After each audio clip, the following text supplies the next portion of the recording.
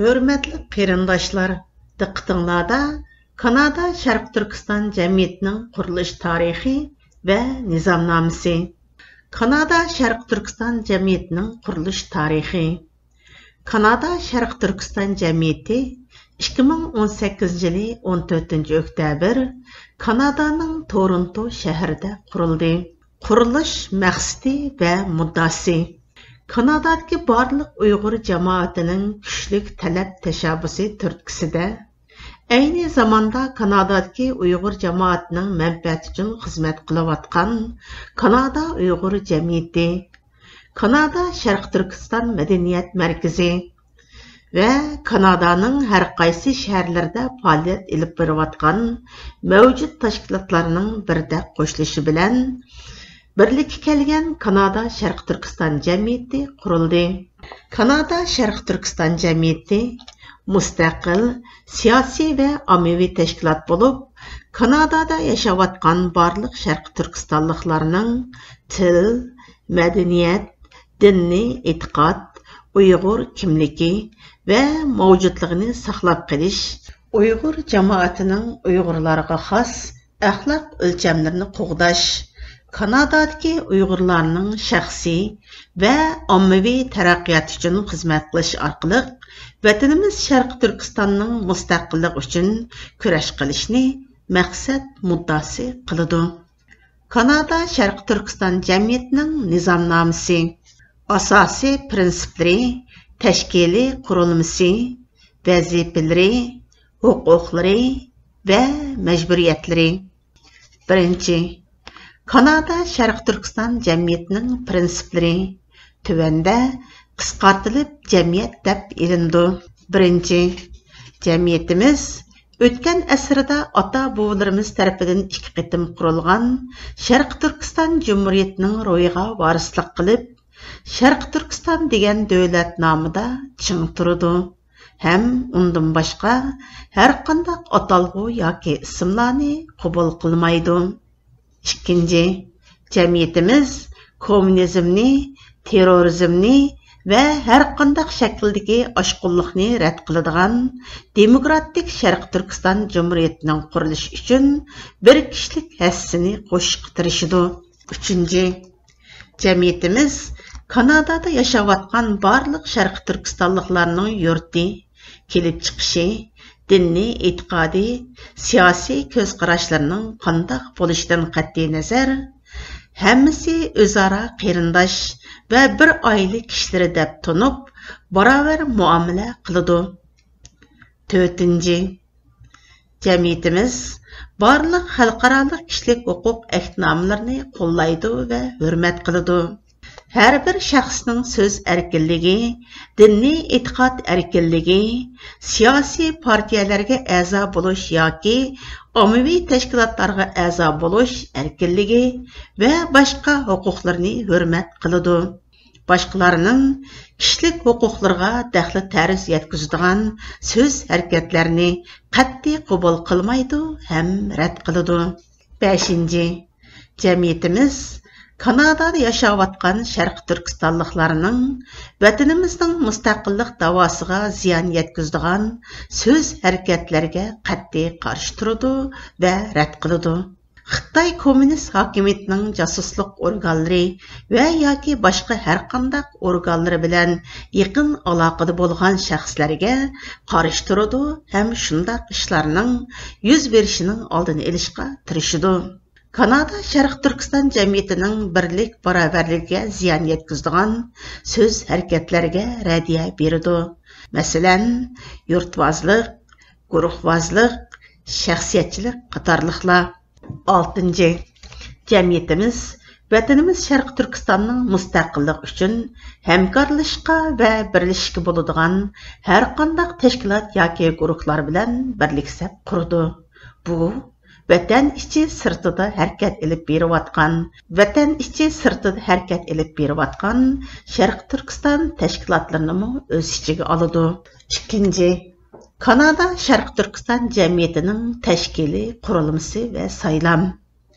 Tashkiliy qurilmasi: bosh rais, o'rinbosar raislar, kotiblar, bosh kotib ve yardımcı katip, baş teptiş, teşviqat ve teşkilat bölümü, maliye bölümü, ayollar bölümü, yoshlar bölümü, medeniyet ma'rif bölümü, tashqi ishlar bölümü, xabar uchur bölümü, maslahatchilar bölümü. 2. Vancouver, Edmonton, Calgary ve Montreal şehirlerinden bir yoki birdan ortiq idora hay'at a'zolari tayinlandi. 3. Har qaysi bölümning mas'ullari va hay'at a'zolari Kanadadagi Sharq Turkistonliklar tarafidan saylanib chiqqan rais tarafidan tayinlandi. Har qaysi shaharlardagi vakillarni shu yerda yashayotgan Sharq Turkiston jamoati ko'rsatsa bo'ladi. 4. Kanada Sharq Turkiston jamiyatining saylimi har 4 yilda oktyabr oyining o'rtalarida elib berildi. Alayda ahvol bo'lsa, kechiktirsa bo'ladi. Agar rais vazifasini layoqatli o'rinday olmagan bo'lsa, hay'atlarning 51%dan ortiq ovozi bilan saylovni burun elib borsa bo'ladi. 5. Kanada Sharq Turkiston jamiyatining raisligiga o'zini nomzodlik ko'rsatgan odam cho'qim Sharq Turkistonlik Uyg'ur bo'lishi, Kanadada yashagan vaqti oz deganda 5 yil bo'lgan bo'lishi, Kanada fuqarosi yoki mangulik o'ltiraq ruxsati bo'lishi shart. 6. Kanada Sharq Turkiston jamiyatining hay'at a'zolari cho'qim aqidasi mustahkam, xolis xizmat qiladigan, rostchil, amaliyatchil bo'lishi, mas'uliyatni dodillik bilan ustiga elishi, jamiyatning nizomnomasi va planlarini boshlamchilik bilan izchillashtirishi, ko'rilgan masalalarni adolat bilan hal qilishga tirishishi kerak. Shuhratparastlik, yurtvozlik, guruhvozlik, bölgünçilik illatlardan yiroq turishi va shundoq ahvollarga yo'l qo'ymasligi kerak. 7. Kanada Sharq Turkiston jamiyatining rais saylamdan keyin jamoatning oldida qasam berib vazifa topshirib oladi. Hay'at a'zolari oz deganda 3 kishining guvohligida Sharq Turkiston bayrog'i oldida turib qasam berib vazifa topshirib oladi. Qasamnoma tuvandagidek: Bismillahirrahmanirrahim. Men Kanada Uyg'ur jamiyatining kuchayishiga, mustaqil Sharq Turkiston davlatining qurilishiga töhfa qo'shish uchun Kanada Sharq Turkiston jamiyatining hay'at a'zoligiga o'z ixtiyorligim bilan kirdim. Bugundan boshlab Kanada Sharq Turkiston jamiyatining nizomnomasini himoya qilaman, hurriyatlarimni ado qilaman. Cemiyetimizning taraqqiyoti uchun menga tushgan har qanday vazifani o'rinlashga tirishaman ham qo'limdan kelishicha xizmat qilaman. Kanada Sharq Turkiston jamiyatining vazifalari: 1. Jamiyatimiz Kanadaning har darajalik hukumatlari, federal, o'lka, shahar va Kanadada yashayotgan Sharq Turkistonlik qarindoshlarimiz o'rtasida ko'riklik rolni o'ynab, ular duch kelgan har xil qiyinchiliklarga yaqindan yordamda bo'ladi. 2. Jamiyatimiz barliq xizmat faoliyatlarini planliq, tartiblik, izchil elib berish uchun tirishchanlik ko'rsatadi. Shundaqla Kanadadagi barliq Sharq Turkistonliklarni har qanday siyosiy va madaniy faoliyatlarga aktiv qatnashib, vatandagi zulm chekayotgan xalqimizning sadosi bo'lishdan iborat majburiyatni ado qilishga chaqirdi. 3. Jamiyatimiz siyosiy birlik bilan shaxsiy masalani ayirib qarashga ahamiyat berib, shaxsiy g'um adovatlarni jamiyatning ishlariga so'rab kirishning oldini oladi hamda Kanadadagi barliq vatandoshlarni o'zaro bir-birimizni hurmat qilgan asosda keng qo'rsoq, apocham bo'lishni va mustamlika ostidagi vatanimiz Sharq Turkistonning oliy manfaatlari uchun barliq ziddiyatlarni bir yoqqa qayirib qo'yib, g'azab nafratimizni faqatla kommunist Xitoy hokimiyatiga qaratishni tashabbus qiladi. Vatandoshlarning siyosiy va fan madaniyat safosini o'stirishga turtki bo'lib, vatanimizning mustaqilligi uchun zarur bo'lgan moddiy va ma'naviy baza qurib chiqishga tirishadi. 4. Jamiyatimiz o'zining tashkiliy qurilmasi, xizmat plani, mukofotlash, jazolash sistemasini kunsiri mukammallashtirishga, vatandoshlarni safarbarlikka keltirib, jamiyatning mavjudligining ahamiyatini isbotlashga, jamoatni kuchli va aniq siyosiy gavdaga aylantirishga tirishadi. 5. Jamiyatimiz har qanday qarorni o'zaro maslahat qilish, jamoatdan fikr elish, to'g'ri bo'lgan fikrlarni samimiyat bilan qabul qilish, eng oxirida hay'atlar orasida erkin ovoz berish orqali qabul qiladi. Ham barliq vatandoshlarni erkin fikr bayon qilishga rag'batlantiradi. 6.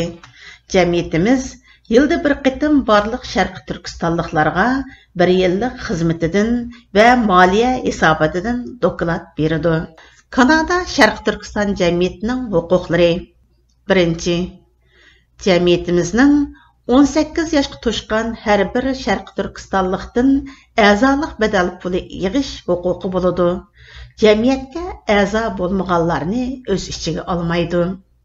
2.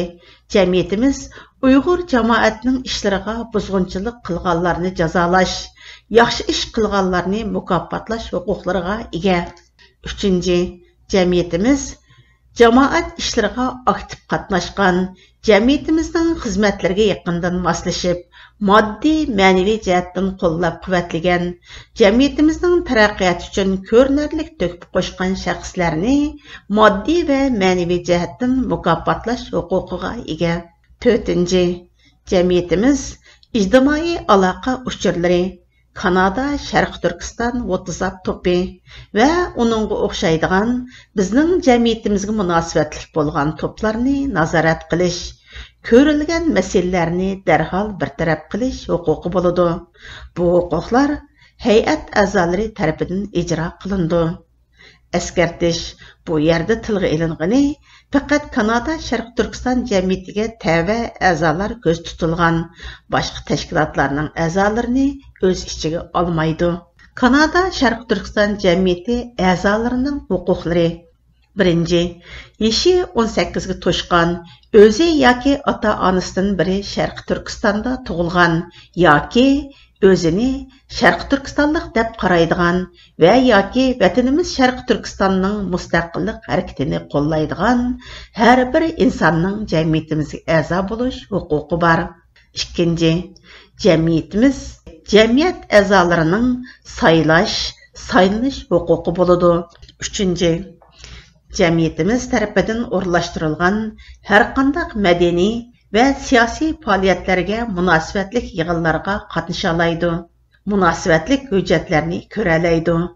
Muhokama yig'inlariga qatnasha oladi. Jamiyatga munosabatli tanqid takliflarini bera oladi. 4.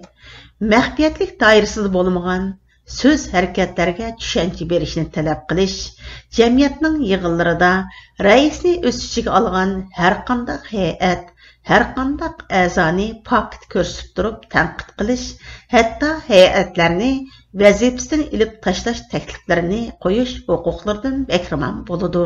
5. Jamiyatning moddiy va ma'naviy yordamlaridan bahramand bo'la oladi. Kanada Sharqi Turkiston jamiyat a'zolarining majburiyatlari va munosabatli jazo tadbirlar. 1. Jamiyatning a'zolik badal pulini vaqtida topshiradi. Hozircha 10 Kanada dollari. Har oyning 10 kunigacha topshirish kerak. 6 oylik yoki 1 yillikni biroqla topshirsimi bo'ladi. Topshirish usulini a'zolar o'zi qaror qilsa bo'ladi. 2. Jamiyatning birligini qo'g'daydi. Har qanday ayrimchilik, mazhabchilik, guruhvozlik va Uyg'ur jamoatining manfaatiga ziyonli illatlarga qat'iy qarshi turadi. 3. Boshqalarning dinni e'tiqodi, so'z erkinligi, siyosiy va dunyo qarashi, turmush, ijtimoiy aloqa ko'z qarashlariga shartsiz hurmat qilish kerak. 4. Jamiyatning a'zolari yuqoridagi intizomlarga rioya qilish talab qilindi. Xiloflik qilg'uvchilar ko'rilsa, ogohlantirish berildi. Agar qilmishi og'ir bo'lsa, bo'libmi Uyg'ur jamoatining birlik ittifoqligiga og'ir ziyon yetkazgan bo'lsa, Cəmiyyət namıdan uqtırış çıxırıb, cəmaət arasından qoğlandı. Əzalıq bədəl pulunu 6 ay төлемегәнләргә ogohlandirish jazosi berildi. Eskartish. Kanada Sharq Turkiston jamiyati hukumat yoki siyosiy partiya emas. Shunglashqa bizning boshqalarni jazolashga kuchimiz yetmaydi. Biz faqat qarindoshlarimizni qonun tuzumlariga o'zligidan rioya qiladigan oliyjanob millat suyar Uyg'ur bo'lishga rag'batlantiramiz. Agar birari Kanada qonunlarini buzgan bo'lsa, u shaxs qonun oldida o'zi javobgar bo'ladi. Hurmat bilan Kanada Sharq Turkiston jamiyati 2020 yili 7 oyning 17 kuni